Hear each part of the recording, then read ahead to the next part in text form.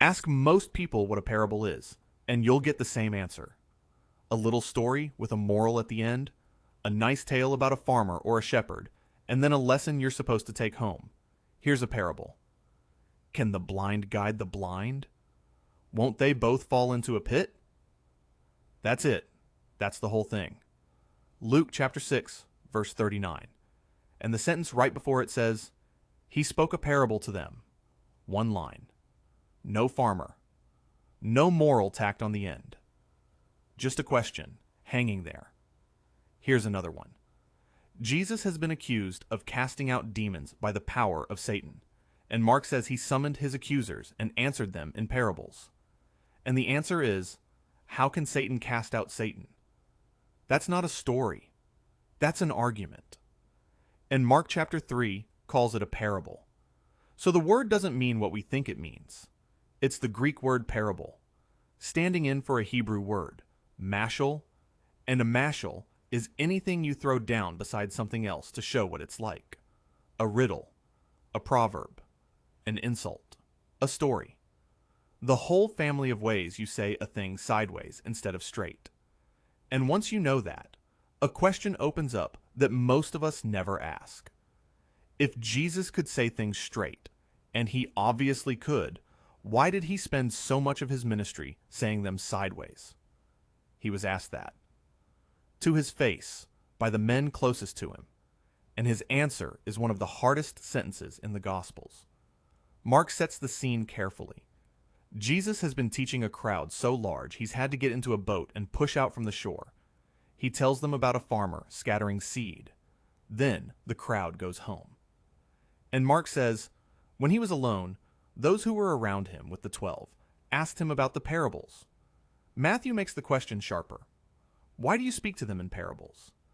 Now, the answer you'd expect is something like, because pictures are easier to remember than arguments. Because a story gets past your defenses. Something warm. That's not the answer he gives. He says, to you is given the mystery of God's kingdom. But to those who are outside, all things are done in parables, that seeing they may see and not perceive, and hearing they may hear and not understand, lest perhaps they should turn again, and their sins should be forgiven them. That last clause is the one people skip, lest they should turn again and be forgiven. The plain surface of the sentence says the parables exist so that outsiders will not understand, will not turn, and will not be forgiven. That's a difficult verse. It's difficult for people who love this book, and pretending otherwise helps nobody. And it gets stranger, because 22 verses later, in the same chapter, Mark writes this.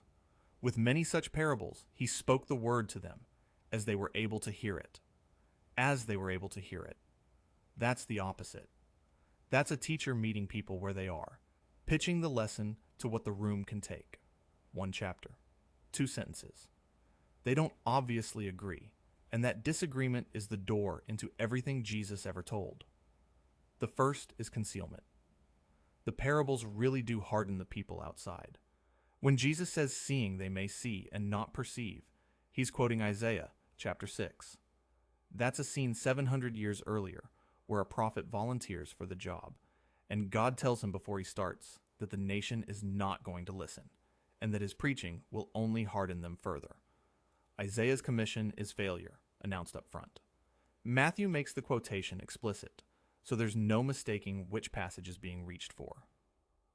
On this reading, Jesus is standing in a long line of prophets, whose message itself becomes the judgment. The second is accommodation.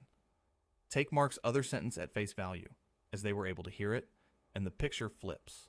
He taught in pictures because pictures are how ordinary people learn, and the hardening is the result rather than the aim. And there's a real hook for this one, and it hangs on a single word. Mark's version runs, that seeing they may see and not perceive. That, as in order that. A purpose. Matthew, telling the very same moment, writes it differently. Because seeing they don't see, not in order that they won't. Because they don't. One word turns a strategy into a diagnosis, and the 2 men who were there wrote it down both ways. The third reading is the one the parables themselves keep demonstrating, and it's this. A parable doesn't hand you information. It hands you a situation and makes you take a side. And the side you take is the thing it was measuring all along. Those three don't collapse into one another, and this is genuinely disputed ground. What can be said without any dispute at all is that Jesus taught this way constantly, that his closest friends found it confusing enough to ask about, and that Mark tells us privately to his own disciples he explained everything. The explanations exist. They're just not public. That's the shape of the whole thing.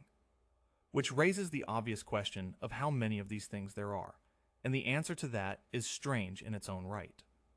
There's no agreed number. Different books give different totals, anything from about 30 to somewhere in the 40s. Nothing in the Bible numbers them, and no two lists match. That's not carelessness.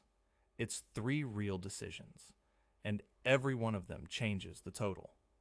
The first is whether a single line counts. Can the blind guide the blind is called a parable by the text itself, and it's one sentence. Include those, and the number climbs.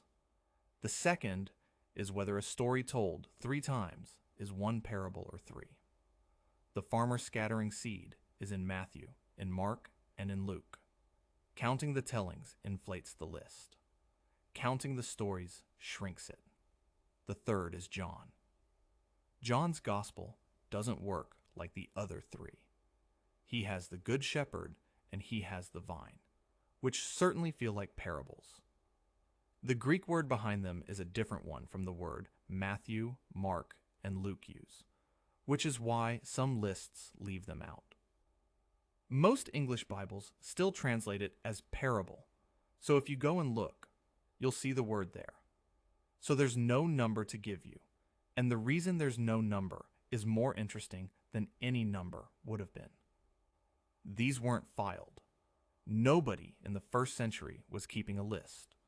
They were said out loud, to particular people, on particular days, usually because somebody had just asked something or complained about something. A tidy count would be a sign they'd been tidied. They haven't been. They aren't scattered evenly through the Gospels.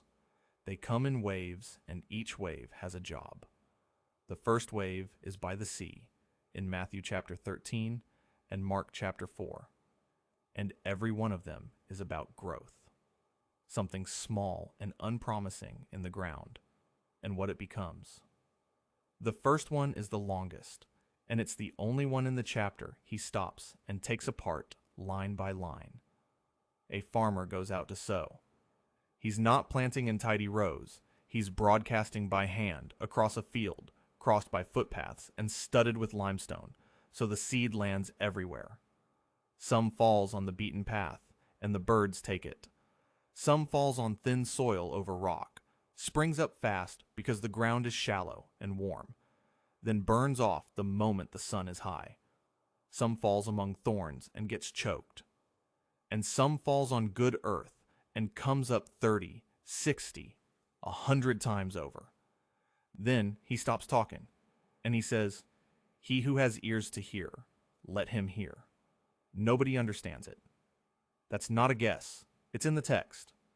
The disciples come and ask, and Jesus says something almost exasperated. "Don't you understand this parable? How will you understand all of the parables?" And then he explains it, line by line.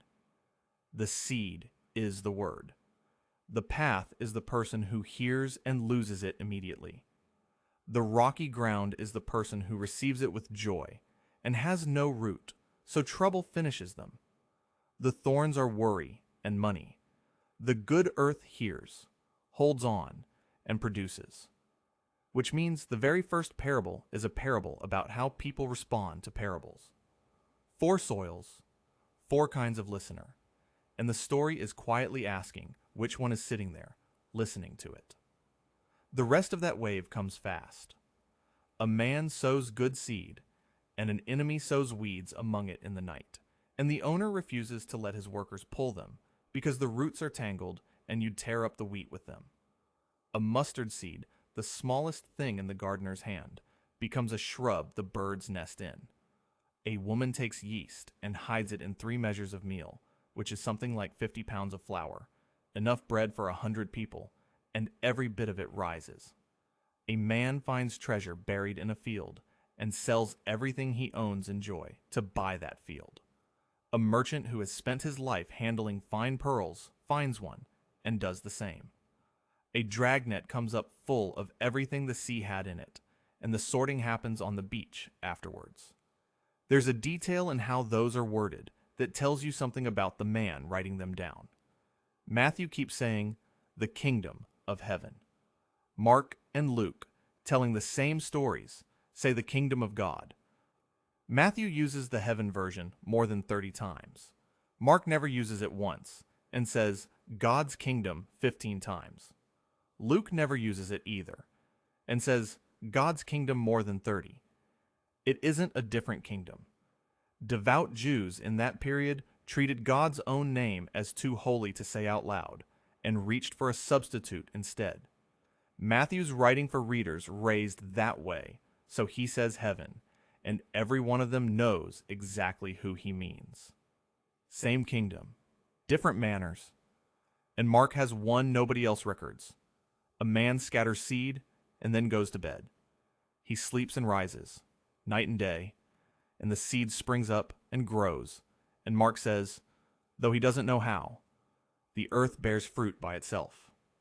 First the blade, then the ear, then the full grain in the ear. That's the gentlest thing in the chapter. The farmer isn't making it happen. He can't even watch it happen. It happens in the dark while he's asleep. Small things in the ground. Doing something you can't see and can't hurry. The first wave isn't asking you to do anything. It's telling you what kind of thing you're standing in. If this is useful to you, subscribing and leaving even one word in the comments genuinely helps. It tells the platform this is worth showing to somebody else who's been meaning to read this book properly and hasn't known where to start. The second wave has a cause, and Luke puts it right at the front so you can't miss it. All the tax collectors and sinners were coming close to him to hear him, and the Pharisees and the scribes murmured, saying, "This man welcomes sinners and eats with them." The Pharisees were the strictest religious party of the day, and the scribes were the men who copied and interpreted the law. So between them, they were the people who decided what counted as respectable. And in that world, sharing a meal with somebody was a public statement that you accepted them. That complaint is the reason for everything that follows. Luke chapter 15 is 3 parables in a row, and they're not 3 lessons. They're one argument, told 3 times, getting bigger each time. A shepherd loses 1 sheep out of 100 and leaves the 99 to go after it. A woman loses 1 coin out of 10, lights a lamp, and sweeps the whole house until she finds it. And then a man loses a son. That third one is the one everybody knows, and almost nobody knows by its real name, because the Bible doesn't give it one. There's no parable of the prodigal son in the text. Luke just writes, "A certain man had 2 sons. The younger one asks for his inheritance while his father is still alive," which is a way of saying he'd rather have the money than the man. He gets it, goes abroad, spends it all, and ends up feeding pigs. Pigs are unclean animals under the law he grew up with, food no Jewish family would keep or touch. So for the people listening, this isn't just a bad job. It's the furthest from home a son could physically get. And he starts rehearsing a speech. He's going to go home and ask to be hired as a servant. He never gets to finish it. Luke says, while he was still far off, his father saw him and was moved with compassion, and ran, fell on his neck, and kissed him, while he was still far off, which means the father was watching the road. And then Jesus does something to the men who complained. He puts them in the story. The older brother comes in from the field, hears music, finds out there's a party for the boy who wasted everything and refuses to go in. He stands outside in the dark, listing everything he's done right, and the father comes out to him too, and the parable ends with the father still standing in the doorway, arguing, "This your brother was dead, and is alive again. He was lost, and is found." It just stops there. We never find out whether the older brother goes in. The men who murmured about who Jesus ate with are the older brother, and the story has been left open on purpose, so they have to finish it themselves. That's the second wave, and Luke is full of it. A lawyer stands up to test him and asks what he has to do to inherit eternal life. They agree on the answer quickly enough: love God and love your neighbor. And then the lawyer asks the question he actually came to ask. And who is my neighbor? He's asking for a boundary. He wants to know where the obligation stops. So Jesus tells him about a man going down from Jerusalem to Jericho, a road that drops steeply through empty country and had a reputation for exactly this, who gets stripped, beaten, and left half dead. A priest comes down that road, sees him, and crosses to the other side. Then a Levite, one of the men who assisted at the temple, does exactly the same. Two religious professionals, both of whom look and keep walking. Then a Samaritan comes along.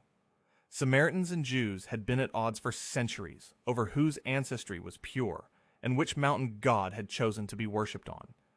And the hostility was mutual and old and personal.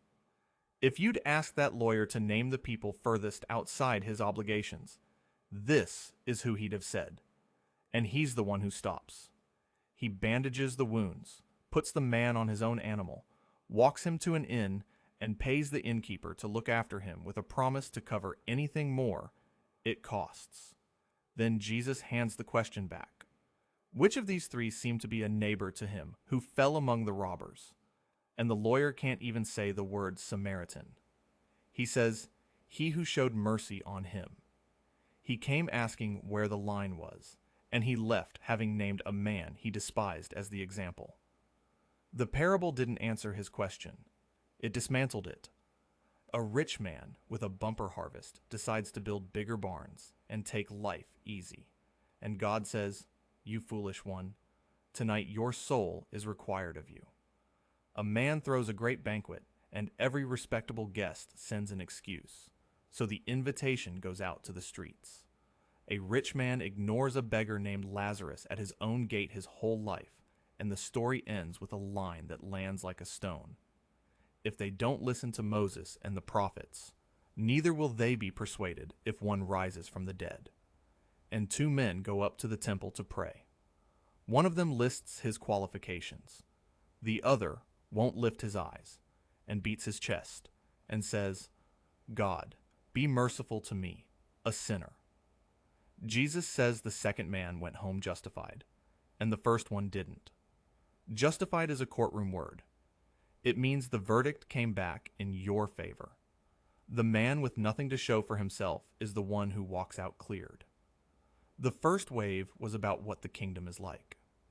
The second wave is about who gets in, and every single time the answer offends somebody respectable. The last wave is told in Jerusalem, in the final week, mostly inside the temple, mostly to the men who ran it, and the temperature changes completely. A man plants a vineyard, builds a wall and a tower and a wine press, rents it out, and goes abroad. At harvest, he sends a servant for his share, and the tenants beat him and send him away empty. He sends another. They wound that one in the head. He sends more, and some are beaten and some are killed. Finally, he sends his son, saying, "They will respect my son." And the tenants look at each other and say, "This is the heir. Come, let's kill him, and the inheritance will be ours." So they kill him and throw him out of the vineyard. Then Jesus stops and asks the crowd what the owner should do. And here is the moment that explains the whole of Mark chapter 4.